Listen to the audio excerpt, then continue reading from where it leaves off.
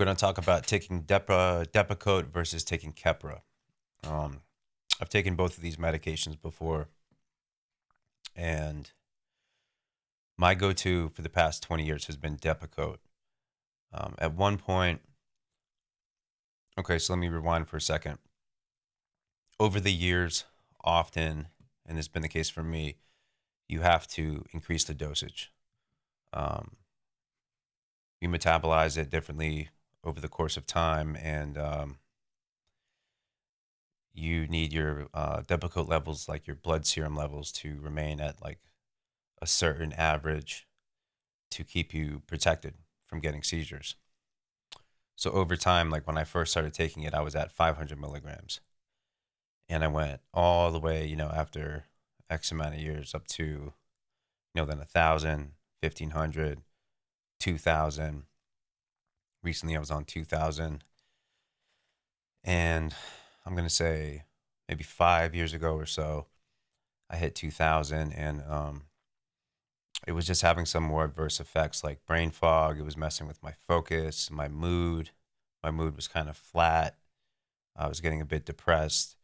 And so I wanted to try Keppra. Kepra's a newer medication and supposedly supposed to have less side effects or not side effects like this. However, when I started taking it, I got side effects. And one of the side effects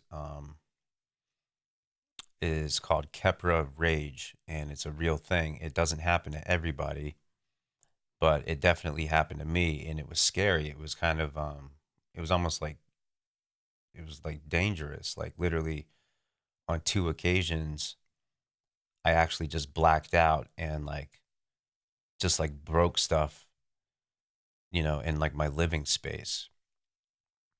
And I was living with like my partner at the time, and this would like scare the shit out of her, you know what I mean? Like this was like not a good situation. And well, to make a long story short, I came off of it. I mean, we couldn't get me off of that stuff fast enough.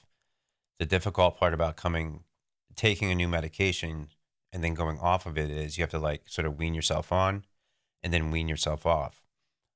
Otherwise, you really put yourself at risk for having seizures, which is even worse. You're just going to end up in the hospital. At least I will. Um, so that was a tricky situation. With that being said, I know a guy who's been on Keppra for years, and when he tried to take Depakote, it had awful side effects for him. Basically, the similar side effects that I had on Keppra, he got from Depakote.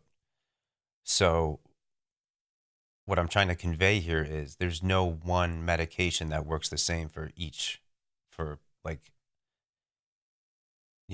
for a group of people. Every medication, these neurological medications, these what are they called? These anticonvulsants work differently for everybody, and it's like a case to case basis. So, for example, like number one, when you're diagnosed, they're going to try several different medications first to see just which one will manage your, like, control your seizures, like make them stop. So, when I was first diagnosed 20 years ago, it took them at least a year to figure out which one was going to work for me. And once we figured that out, like once you figure that part out, it's like, okay, now are the side effects manageable? If you can't handle the side effects, are you willing to go through that trial and error process again to find a medication that will not only control your seizures, but you can live with the side effects? So, Keppra, Depakote, um, yeah, they both controlled my seizures, but the side effects on Keppra were just not worth it at all. And I'm doing just fine with the Depakote levels I'm on now. And I mean, once you've taken a medication for 20 years, I mean, I don't know any life outside of at this point. I couldn't tell you. With that being said, I did start the ketogenic diet because last year, for whatever reason, the medication just stopped controlling the seizures. And it got to the point where I was having several seizures a week, every week over the course of months. So I started keto, and keto stopped the seizures immediately. Like literally, once I was in keto, like in a week, after months of grand mal seizures, they just stopped, and I couldn't believe it. And my doctors were thrilled. And I was keto for 8 months straight, and then I slowly started to reintroduce carbs again because long-term keto can be detrimental as well.